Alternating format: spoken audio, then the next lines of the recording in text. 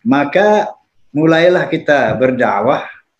Dakwah yang pertama adalah bagaimana mengumandangkan salam di pentas musik. Saat itu tidak ada di dalam pentas musik ucapan Assalamualaikum. Tidak ada.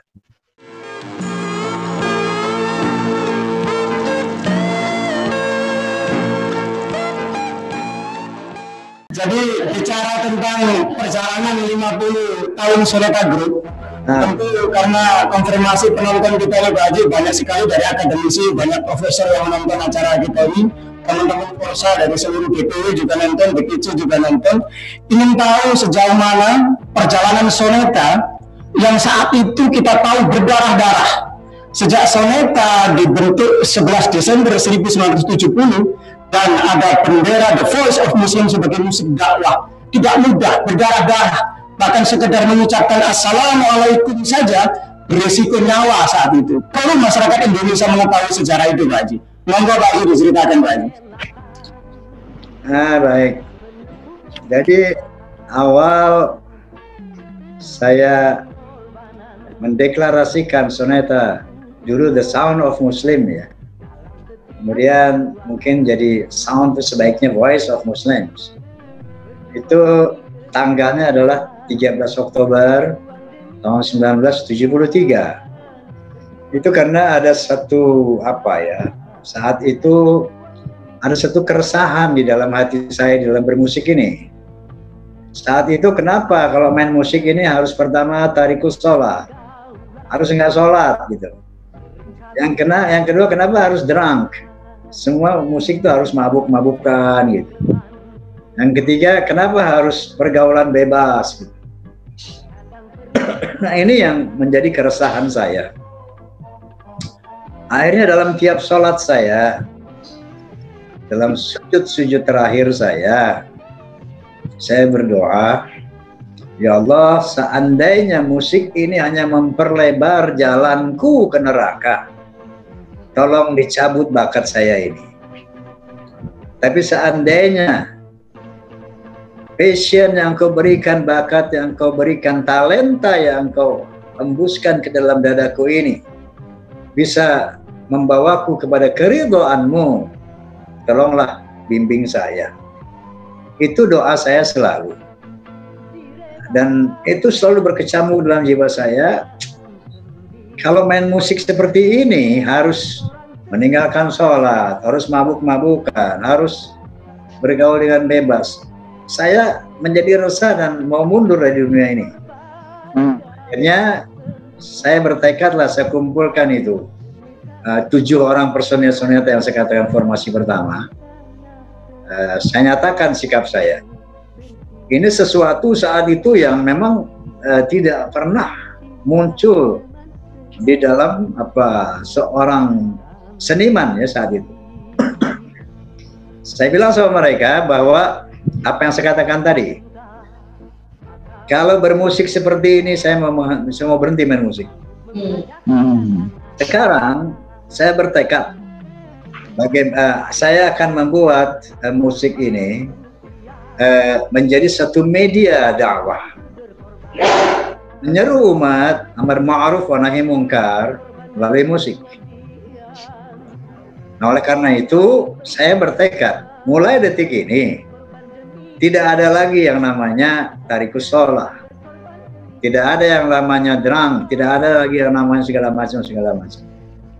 Nah, untuk itu saya mau tanya sama kalian, saya bilang, apakah Anda setuju, apakah Anda siap bermusik di jalan Allah, bermusik tanpa meninggalkan sholat, bermusik tanpa minum-minuman, bermusik tanpa pergaulan bebas? Kalau setuju, silakan. Tangan saya ini, jabat tangan saya. Orang Haji Nasir, Haji Rizwan, Haji WMP, Kadir, Haji Ayub, Al-Fatihah. Itulah saat itu peristiwanya. Dan itu 13 Oktober 1973. Nah, sejak saat itu maka mulailah kita berdakwah. Dakwah yang pertama adalah bagaimana mengumandangkan salam di pentas musik. Karena saat itu tidak ada di dalam pentas musik ucapan Assalamualaikum, tidak ada. Nah, itu saya mencoba untuk dakwah yang pertama, jihad yang pertama kali, memasukkan unsur Assalamualaikum di pentas musik. Nah, kalau nggak salah itu di Ancol. Ancol saat itu bukan seindah sekarang, ya, bukan seperti sekarang, tapi waktu itu masih banyak hutan-hutan, banyak monyet itu. Sebagaimana lagu Anak Kera, kalau dokter tahu. Inspirasinya dari situ. Anak Kera gitu, Ancol namanya. Di Ancol banyak monyet. Saat itu masih belum seperti sekarang. Kita pentas di sana dengan panggung yang tidak seperti sekarang, tanpa barikade, tanpa sound system yang wah seperti sekarang. Tapi manusia penonton waktu itu udah dikatakan puluhan ribu, ribuan. Banyak ya. Itulah Bismillahirrahmanirrahim, saya ucapkan salam. Assalamualaikum warahmatullahi wabarakatuh. Hujan batu, hujan lumpur, hujan sendal waktu itu. Jangan. Nah, sama saya itu satu peristiwa yang luar biasa. Begitu, Masya Allah, begitu saya ucap salam, hujan lumpur dan segala macam, ada satu orang mengucapkan gini, Islam. Saya langsung lepas itu gitar, saya lompat ke bawah panggung, saya kejar itu orang. Katakan, kalau kamu bilang Roma Irama, saya terima. Lebih dari itu saya nggak marah. Tapi ketika kamu bilang Islam, Masya Allah. Sejarah kayak gitu pernah terjadi. Jadi begitulah, bahwa tidak mudah ternyata membawa Islam ke panggung musik itu. Nah, kemudian dari sana kita tingkatkan lagi. Kalan Nabi sallallahu alaihi wasallam, "Iqtanim khamsan qabla khamsin, syababa ila akhir." Lalu selanjutnya firman Allah Subhanahu wa taala, Al-Ikhlas, kita masukkan ke sana. Tentu ini bukan tanpa risiko. Saat itu berbagai macam media, saat itu masih media surat kabar ya. Membuli saya habis-habisan, memfitnah, membuli segala macam, sehingga saya digiringlah ke MUI, Majelis Ulama Indonesia.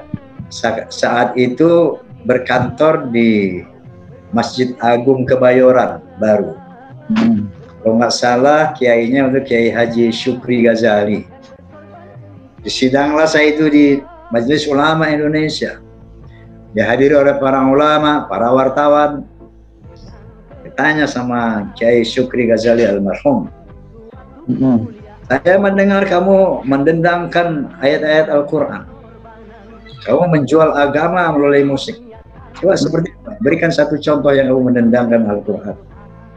Saya bilang, ya mungkin cuma ini yang saya baca surat Al-Quran dalam lagu, ya cuma ini. La ilaha illallah. Coba diputar. Saya putar di situ dengan disaksikan para ulama, disaksikan para wartawan. Nah, sementara kan waktu itu suratul Ikhlas saya baca tanpa diiringi oleh musik. Diiringi oleh sound effect suara angin. Tidak ada musik. Irama, tidak ada beat. Begitu setelah selesai baru masuk musik, jam jarang baru katakan itu. Nah, selanjutnya setelah didengar, subhanallah, Syukri Ghazali dan para ulama, oh kalau seperti ini tolong bikin yang banyak Bang Haji. Tolong berbanyak lagu-lagu seperti ini. Disitulah mulai saya mendapat quote and quote, mendapat restulah dari majelis ulama untuk membuat lagu-lagu dakwah dalam musik. Kira-kira tentunya liku-liku untuk mencapai kepada lagu La ilaha illallah itu banyak sekali kisah-kisah yang luar biasa. Namun saya bersyukur pada pertemuan dengan MUI itulah satu titik di mana saya bisa diterima, katakanlah, banyak ulama, banyak kiai di Indonesia ini sebagai musik dakwah yang sebelumnya luar biasa.